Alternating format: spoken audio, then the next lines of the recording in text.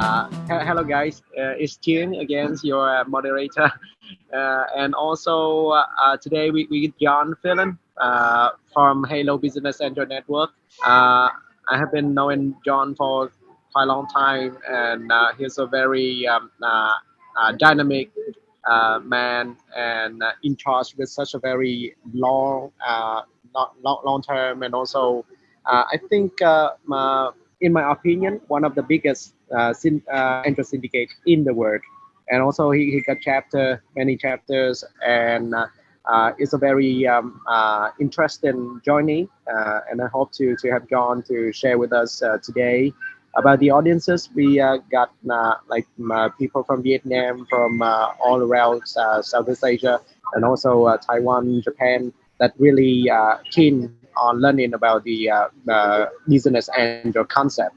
Some of them are already the angel investor, but they not really get involved in so many syndication. We also got some angel syndication in Vietnam, but it's not really active. So the main purpose of this section is to learn more about the concept, and also understand what is the next step that we should take, and learn from a long-term organization like HBAN. So pass to you, John. Thanks, Tim. Good evening, everybody. I just want to say good morning. It's good morning my time, but it's good evening yours.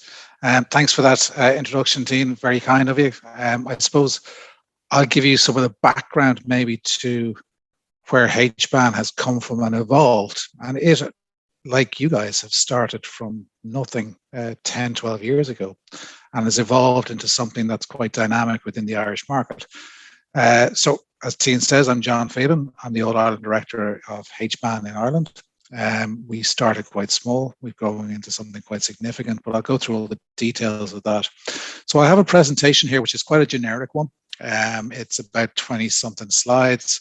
I'll just talk through it for the next maybe 30 minutes, and then maybe just do a Q&A, and we can just talk through people's queries or questions as they have them, if that's okay, Tim. If you want to do anything different, just let me know.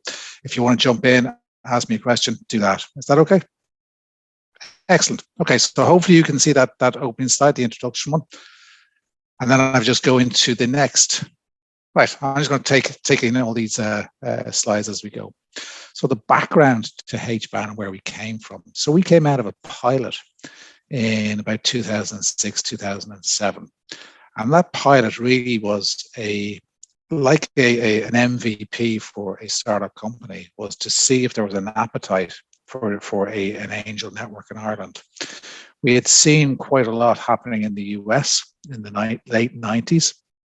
And we had seen quite a strong uptake in Scotland, which is an unusual place to expect to see angel syndicates. But that's where actually a lot of our sort of motivation came from, I guess. So what we did was we did a proof of concept in 2007, and then we set up a formal structure, and we became responsible, I suppose, for angel activity on the island of Ireland, and that's north and south. What we've become is a trusted network for business angels, and what we're not is we're quite strict, I suppose, with everybody in what we're not, which is that we're not a seed fund. We're not a corporate finance house. We're not a centre for advice. We do not take fees for services, although that has changed. We do not take equity stakes because the individuals take the equity stakes. And we've got a wide shareholder group, which includes EBAN, which is the European Business Angel Network, Enterprise Ireland, Intrade Ireland, Invest NI, the Irish BICs, universities, accelerated VCs, and seed funds, etc. So I suppose one of the easiest way to explain what we are is that we're a dating agency. I think that sort of encapsulates pretty much what we do. So on the one side, we bring high net worth individuals who are looking to invest in good quality deal flow. But on the other side, we filter that deal flow and we put the two together and let them get married. Now, the marriage with a planned divorce, what does that mean? We have the marriage piece, which is putting the people together, which is the investment piece. but the companies need to understand that there's a divorce required, and the divorce required is the exit for the investor. This is primarily a return on investment requirement. It is not a philanthropic investment in a company. And the company founders need to be aligned with the investment criteria for anybody, be it a business angel or be it a fund. I suppose over the years we shifted a bit. When I say we were a dating agency, we've now moved into more of a marriage guidance. So we do very much a managed service of bringing the two together, but then actually we get involved with the whole deal construct and closing of the deals. I suppose to put it in context for people, where we are now in 2021, what we did was 18 million was invested by HBAN Angels. What that also leveraged was about 100 million of other investors' funds. So we had about 118 million invested in about 71 companies. So you're getting into some significant amounts of capital going into companies. And if I highlight that back to where we started in 2007, we did just under 1 million into about 10 companies. So it has moved on quite significantly. The average amount invested per company from our side was about 250,000 euros. But the average median individual investment per deal was about 25,000 euros. Now, I suppose the difference in that is 5 years ago, we would have had people coming in saying, I've got 250,000 euros to invest in a company. I want to put it on black, which is that company there, because I think that's going to give me the best return. What people experienced then is that statistically, they were investing in a very high risk company that had a high risk of failure, and they had no portfolio approach. So what they ended up having to do, and what we saw very much from the US and what we saw very much from Scotland and the UK and in Europe, is that people started to invest with a different approach. They started doing, I have 250,000 to invest, but I'm going to invest 25,000 in 10 different companies. And that spreads my risk and gives me statistically a higher percentage that I'm going to get a good return on my investments. The impact on that was that for the companies, they were actually going to get 10 people investing 25,000 per company. So the company still got 250,000 euros.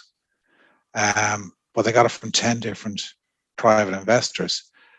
Typically, those private investors, where we would have one lead angel who would come from the sector that they are investing in.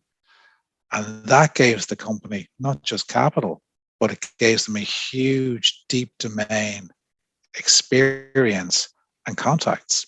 So it allowed them to not just look at the capital element that they were getting, but allow them to get into new markets, make introductions to new markets, potential new sales, but also look at the real problem being solved and getting the industry experts to be able to guide the company. Next up, we had about 41% of investments were into pre-revenue companies. So we did quite a significant amount into pre-revenue companies, but the largest amount of capital went into revenue generating companies. I suppose one of the things we saw last year is that we're seeing bigger deals by more individuals. So syndicates have become a large part of what we do. We see larger leveraged amounts going into companies. So we did 5.5 times the amounts we invested was leveraged with others. We saw in the US that's 6 times. So that's all been driven by follow-on rounds. And the follow-on rounds is symptomatic, I suppose, of the stage of development of the companies and the amount of time it takes from an initial investment to go through to that 18 to 24 month period where they can go for a second round of funding. But we would recommend that all our angels have enough capital to do the second and third rounds. So they always hold back some capital to be able to participate in the later rounds, which allows them to maintain their own shareholding. To give you some context of where we're at this stage, so we have now done this slide is slightly out of date, but we've done over 650 deals to date. We've actually invested about 150 million euros into those 650 deals. And there's actually over 350 million has been invested by others. So there's over $500 million has been invested in HBAN portfolio companies. We have 17 syndicates on the national network, and I'll go into those in a minute because they're quite important to where we've come from. And we've got 4 international syndicates, which are all at an early stage. The average deal per investment, as I said, is about 250,000. The median individual investment is 25,000. And when I break down what we did in 2021, 72% of individual investments were for 50,000 euros or less, and 36% were 25,000 or less. It just gives you an idea of the construct of what HBAN is and the deals that are being invested in. In 2021, we had a high percentage of deals was in ICT. We had 54%. And when I say ICT, that's generally in enterprise SaaS. So we saw a large shift, particularly during COVID, towards enterprise SaaS that enabled people to work from home or to work remotely.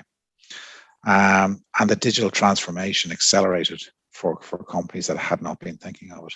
So certainly we saw that, and that's reflected in the investments that were done through HBAN last year. We also have a large medtech and life sciences group out in the west coast of Ireland, and that's been driven by a large cohort of US multinationals such as Boston Scientific, then Craig Anna, which is an Irish company, who have developed in the last 2 or 3 decades and become large infrastructure players within the medtech and life sciences industries globally. But they've also got the executives, but also the international contacts and the understanding of supply chains to be able to sell into those channels, and that makes them hugely valuable. And they are now reinvesting in their regions. And I think, as from a policy side, I think the important thing from this is that if you create clusters within your region, what happens is that cluster grows, becomes successful, but then quite a number of those people reinvest back into that sector, in that industry, in that region. And it becomes a virtuous circle. And I think that's the evidence we're seeing from the medtech and the life sciences down in Galway. So, as I said, Ireland, for those of you who are not familiar, we're on the far west corner of Europe. We're stuck in between the US and mainland Europe. We're an island, so we have to be fairly self-sufficient, but we have been pretty good at what we call FDI, which is foreign direct investment.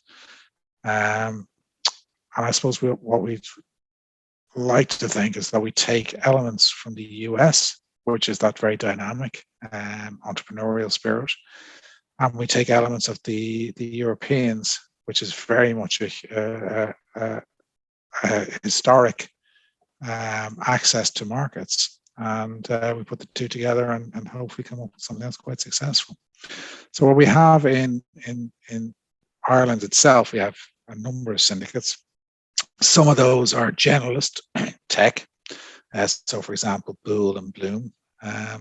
Then we have a food syndicate and a medtech syndicate that I mentioned also. And then we've got just a number of regional syndicates who basically want to invest in their own regions, but recognize that it's too small a pool of companies and investors, so they're happy to invest outside of all of that.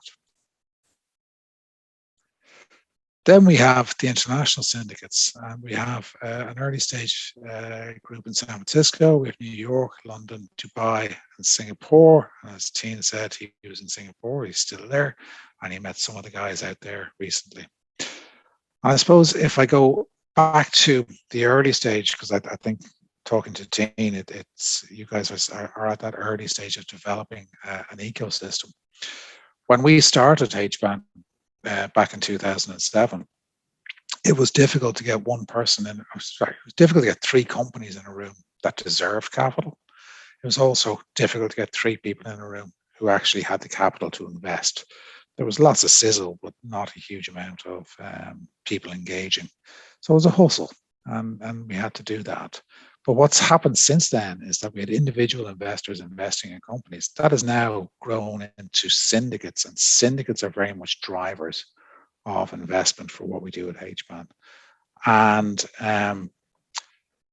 the complexity that that brings with it is not to be underestimated. And I say that to Teen as well, is that the complexity of bringing multiple groups of people together is quite complex. If I give you an example, we had 71 deals last year, but we had over 430 people investing individually in those deals. This year, up to the first 6 months of this year, we did 16 million, which is nearly as much as we did all of last year, which was our most successful year. But we had over 250 people investing in those in about 44 companies. So we're into quite significant amounts of capital, but the complexity levels that we're dealing with, because the legal constructs that come out of that, is not to be underestimated. We use what's called a nominee structure for the deals here, which means that it's like an SPV that you might be more familiar with, which special purpose vehicle, which essentially means that the cap table is not destroyed with multiple individuals. It comes in under one nominee structure, which then becomes part of the cap table. And we have a nominated deal lead who will deal on behalf of all the other angels, so that the promoters don't have to deal with multiple people within the syndicate. I hope that makes sense. Per capita, we took the rankings from EBAN, which showed us that actually Ireland ranks 5th in Europe in terms of the amounts being invested on a per capita basis. HBAN itself, we've had some significant exits. In 2021 alone, we had a company called BoxEver. It was acquired by Sitecore. They exited for about $130 million. We had Stitcher Ads, which exited for $64 million. And we had Proverum, which wasn't an exit, but they raised their 4th round with us, and they raised 30 million for a medical device. We had a number of others in Acuvio, Oncomark, Deposify, Celestar, and there was a number of others which are still under NDA and confidentiality agreements that we just can't mention. But they all range between 4 and 15 times their money back to investors. We had strong exits in 2020 as well. So Decawave was probably our biggest exit. That was 360 million euros, which was a chip company, which was acquired by Corvo.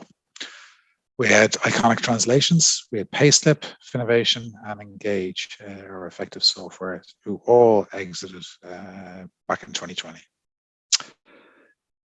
So a bit more, and I think, team, when we talked, I think this is part of what you'd like to run through and tell me if not. But who are the angels? So our angels are quite. We've got 2 different types of profiles, I guess. We have cashed out entrepreneurs, so those who have deep domain knowledge of the sector they invest in. They have an access to a network and a sales pipeline, and they understand the journey to be taken, so they can empathize with the promoters, and they also understand the risks that are involved. On the other side, we have multinational managers who are more mature. They tend to have international experience and a network. They have access to potential customers. And what they've done is they've done a 20-year, 30-year international business experience, come back to Ireland, seen that there is innovation happening within the local economy that could be translated into the multinationals that they worked in. But now that they have the capital to invest in them, they can also introduce them into their network. And that allows the companies not just get capital, but also gives them access to an international network, which they probably otherwise wouldn't have the ability to get to. The third part is that we do have high net worth individuals and family offices, and they come with professionally managed wealth funds. So we always ask from the promoter side is why should I take on angel investor? And really comes down to it. They have the knowledge and they have the experience, and obviously they have the cash, but they also have the networks as well. So I suppose just more from the operational side, how does the angel process work in Ireland? We see about 500 to 600 startups every year. We filter that down. So we're quite stringent in terms of, we think we understand what our network wants. They tell us what they want. We don't tell them what they're getting. So we provide the service for them. And we would screen that 500 to 600 down to about 150 startups every year. Now, 30 of those might be medical sciences, 15 might be food, 20 might be product related, and then you would have about 100 or so software or online platforms. We do a lot of prep work with them, and really what we do is the presentation side of it. They'll have a lot of the key documentation done and hopefully ready for due diligence, but we'll certainly do a bit of DD with them and prep work with them. And a lot of what we want to make sure that they do is that they're going to get a 10-minute pitch presentation with a 10-minute Q&A. And what we want to help them do is have that narrative, that story in that presentation as sharp and answering as many questions, but not make it too convoluted or make it too dense, that it gets people interested. Because the pitch that we do is a fishing exercise, and really what we want them to do is to excite people to invest in their company. They won't make the decision there and then, but essentially what they will do is decide that, okay, well, listen, I'm interested enough that they've shown me enough here that there's an opportunity for me to invest my money. I need to learn a lot more. And then the next part of the process is that we have a number of deep dive presentations afterwards, which are just one-to-ones with the company.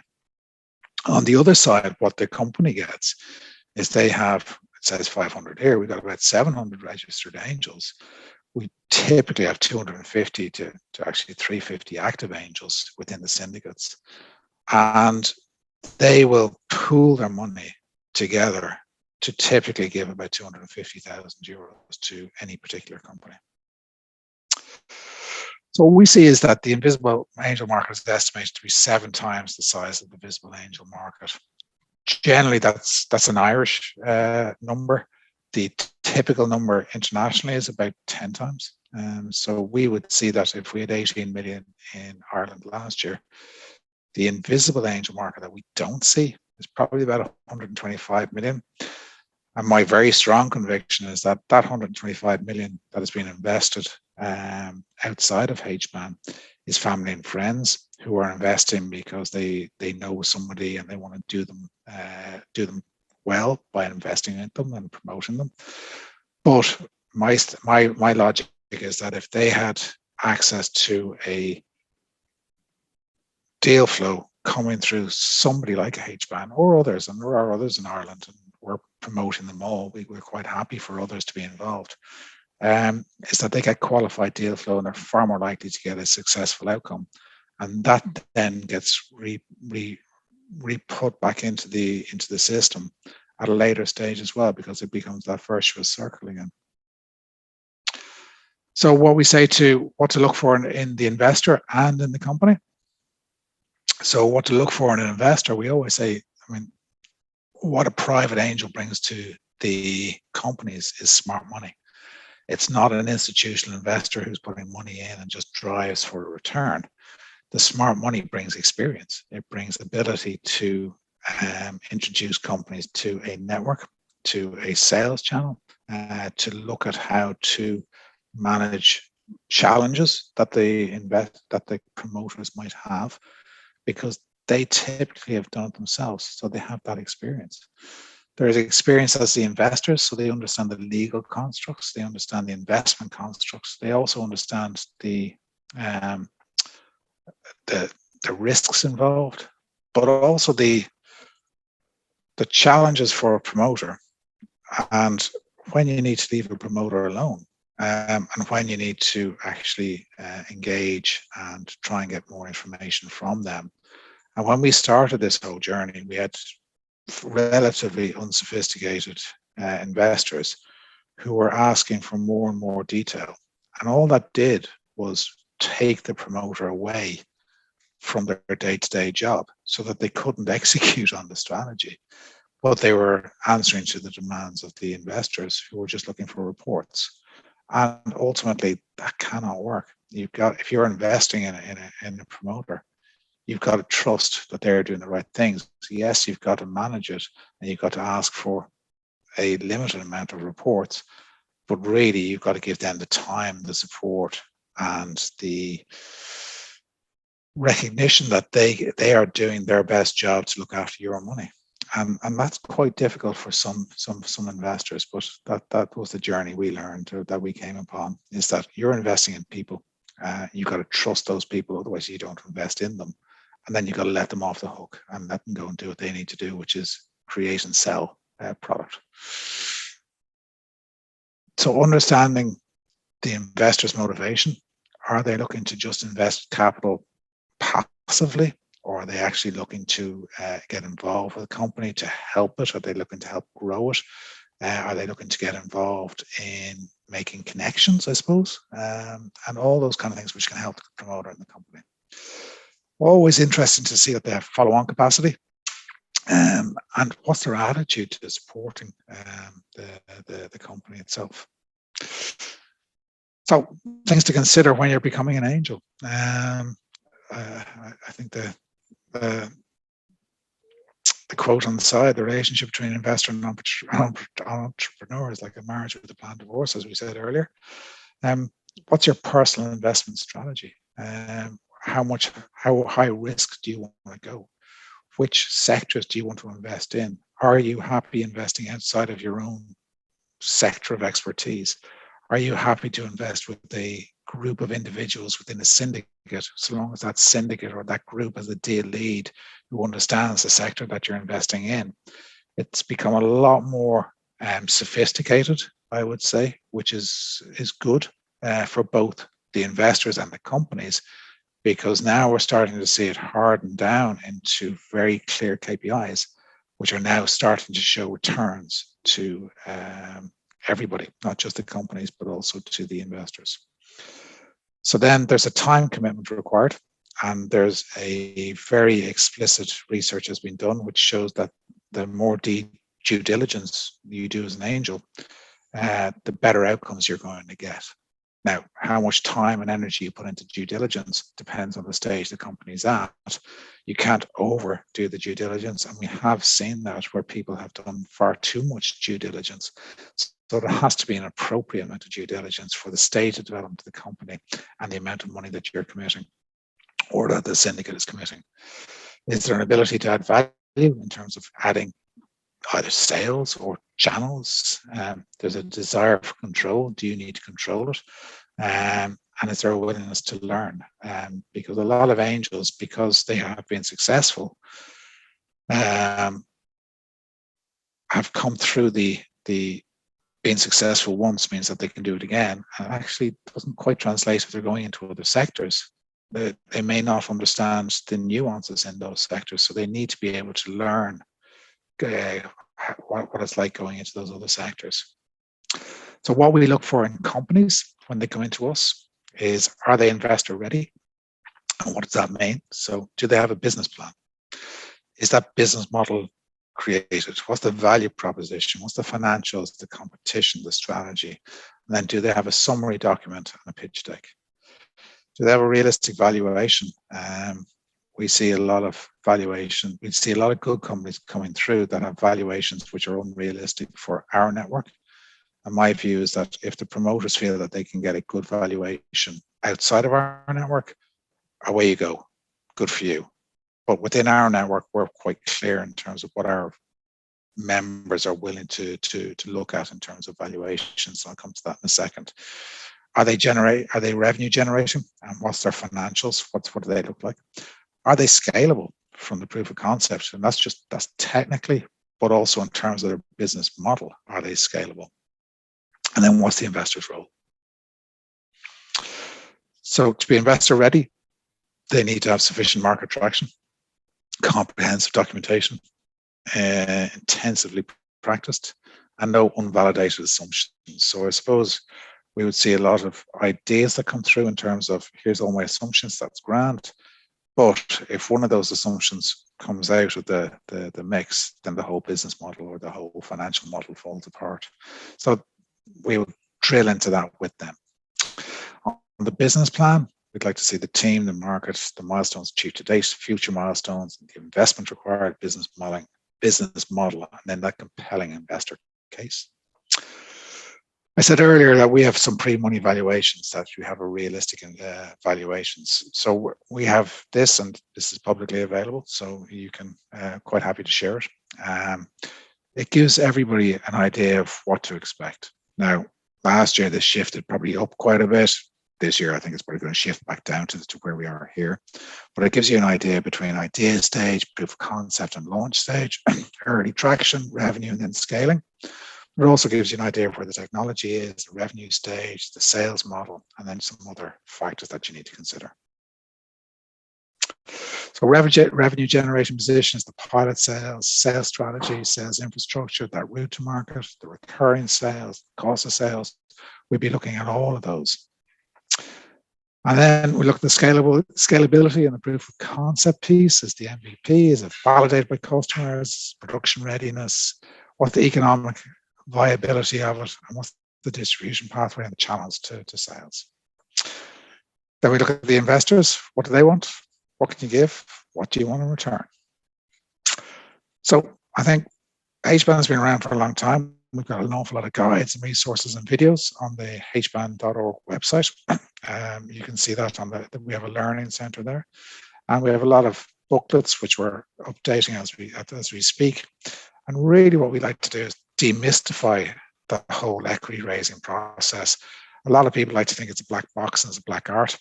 Certainly, in terms of valuations, it is a dark art, and that is a very fine line. But the process itself is quite straightforward. It's not without its bumps, but it is a reasonably predictable process. So I think, Dean, without further ado, and hopefully I haven't talked too much and bored everybody, is that's pretty much the end of that presentation. And if you want anything more, you can go to hban.org or reach out to me or Dean, and we can talk further. So Dean, I'm going to stop sharing now and take it from there. Is that okay? Thanks, John. It's really great and very deep presentation. Even though I know you for quite a while, but I think it's the time that I'm go really deep like this. It's a kind of very first time to go very deep into this model.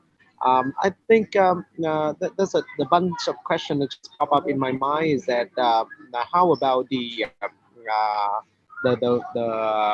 fee structure? Like normally in any fund is like 2 and 20, but in the case of HBAN, the dating agency, how do you guys got the revenue? Do you guys charge management fee or carry? So we've got a number of different streams. So we're funded by the Irish government to make this happen. So they pay us to do this. So that's the first thing, and that's the way we've worked for the last 10 or 12 years. The way the syndicates are working, because they have become quite complex and more professionalized, is that they are becoming units in their own right, and we are there to support them. So those units in their own right now starting to charge membership fees, but also transaction fees. And that's what helps them get more administration support to allow them function and become more professional. So they are all individually starting to charge their own fees. We haven't got involved with additional carries, although we are looking at that now for deal leads and possibly also for the syndicates themselves. So it is getting more complex. It is getting more professionalized, And with that, we do need to charge fees. And I think, to be fair, most people recognize the value that's been created and are happy to pay those fees. Another concern is that related to the principal and agency theory is like normally when we run something, it's unlikely that we can, as the dating agency, can invest ourselves as an angel investor. It's like it creates some conflict of interest. So there's that. I think in Ashman, do you can you invest like a business angel with Ashman yourself? Sorry, say that one again, Tim. You broke up on me there. Yes, it may create the conflict of interest if it's like you yourself on one Yep. hand running Ashman, and on the other hand the same angel investor that also invests in the deal by Ashman. So do you allow to be an angel investor yourself in Ashman? So I don't, because I don't want any conflict of interest. So it keeps that clean. But I do get involved in other things myself. I see. I see. It's the same with many other like chairman of other chapter, like London for Dubai, for example. He just run without any investment. Is that right?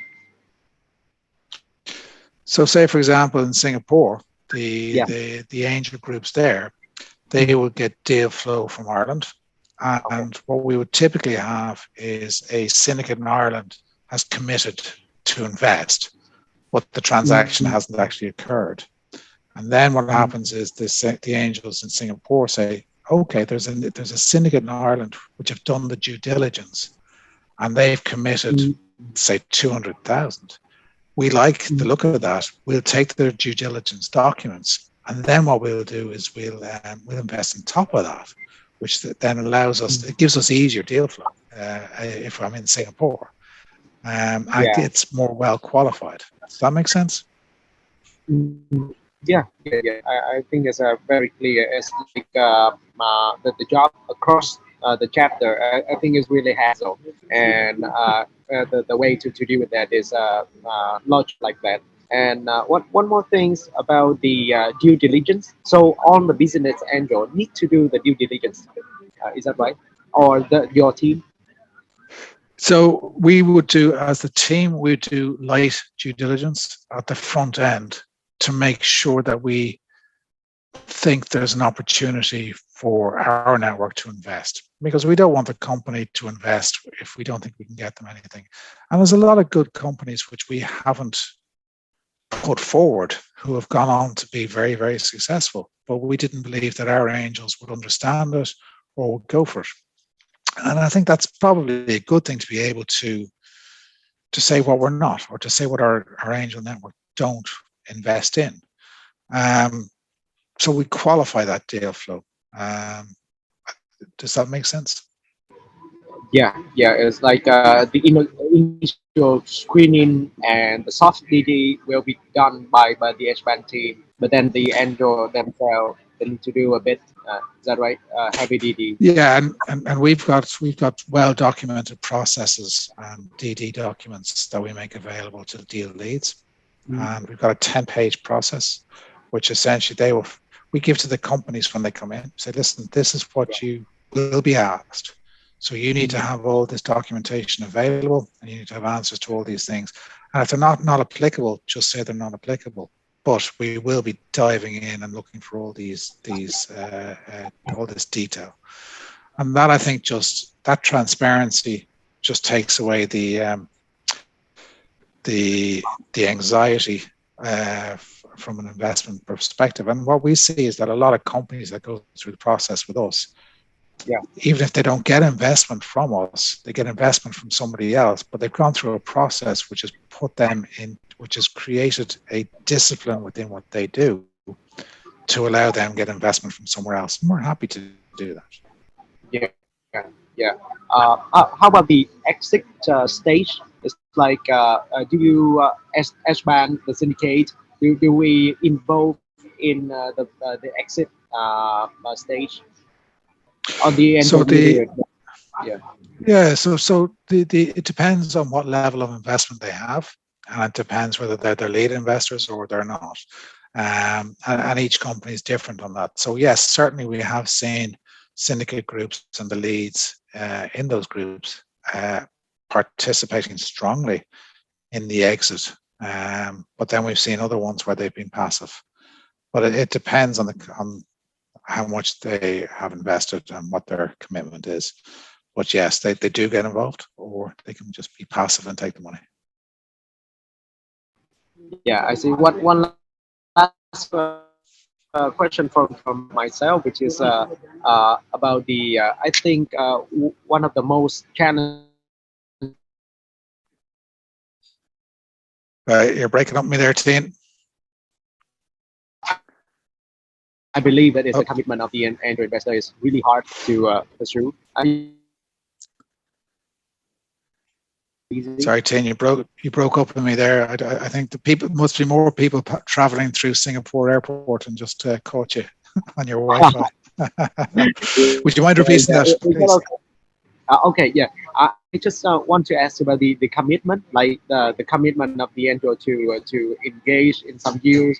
I guess there's some angel just join the team, but then they not do anything, or or the commitment when they invest in the startup, but then they not really follow and add value to the startup, things like that. How you deal with those commitments?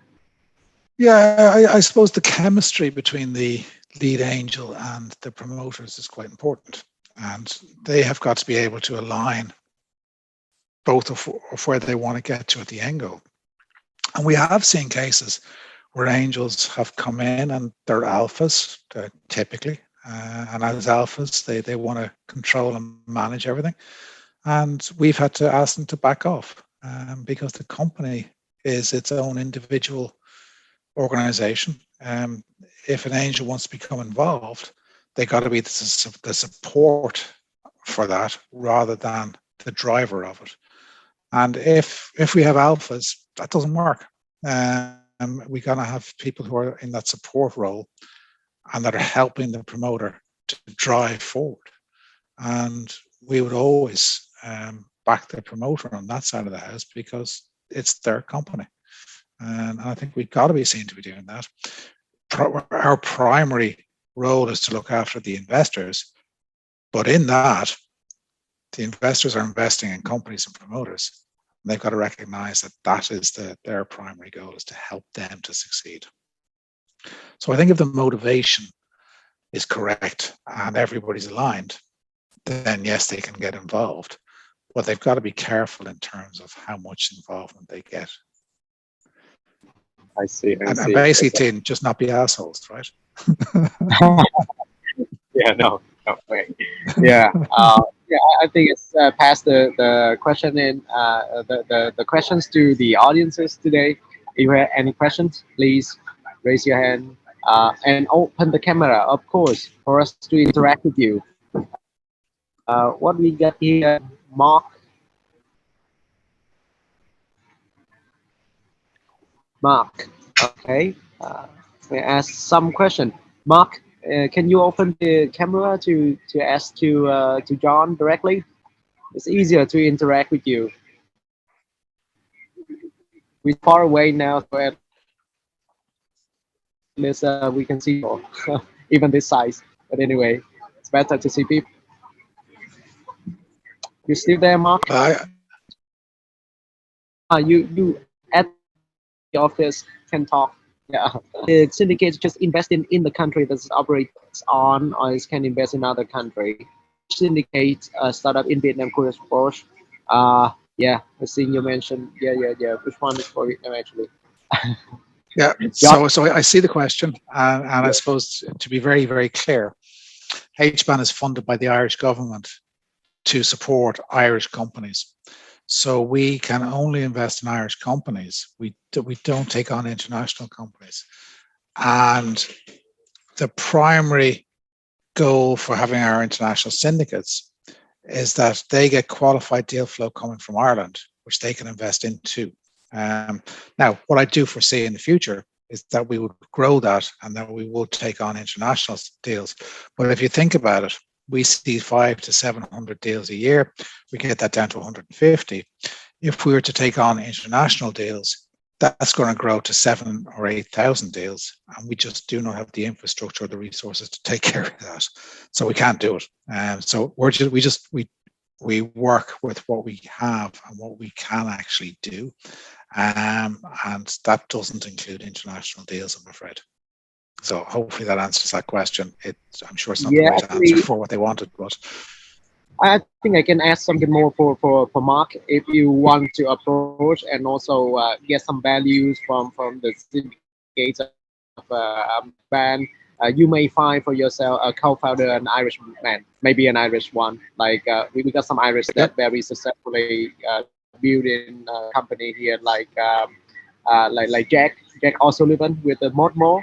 His factory is just in Bien Hoa in Vietnam. Yeah, he's an Irish one, excellent. and he's work in Vietnam, and he look for co-founder sometimes.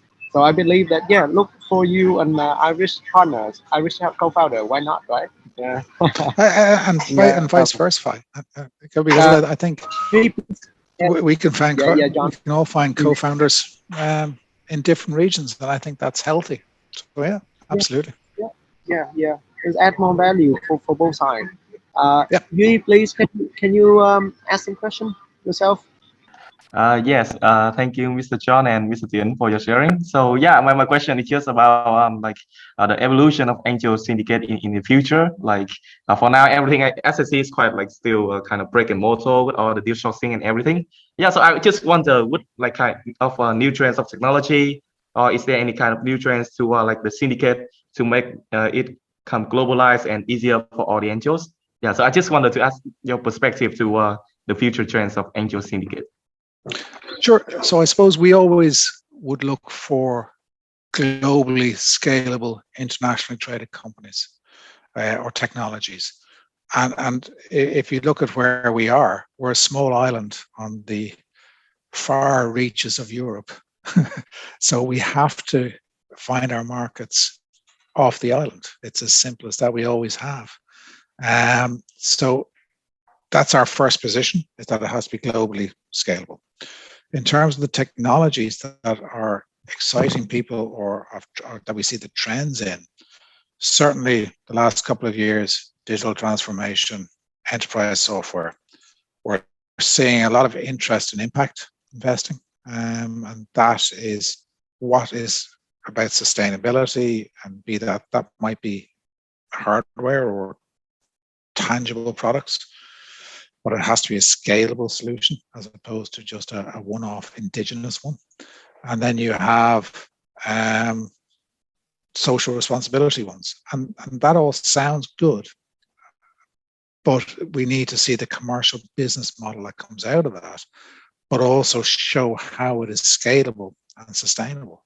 So I think we are seeing new investors coming in who would be not traditionally our type of investors, who have some capital, but they want to see it do good.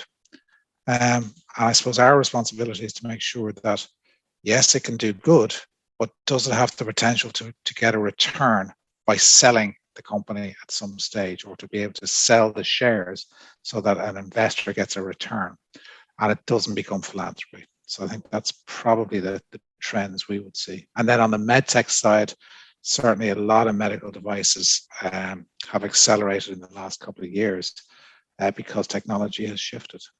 It's getting very interesting. Hopefully, does that answer your question, Mark? Are you find it's answer, Yi? What do you think?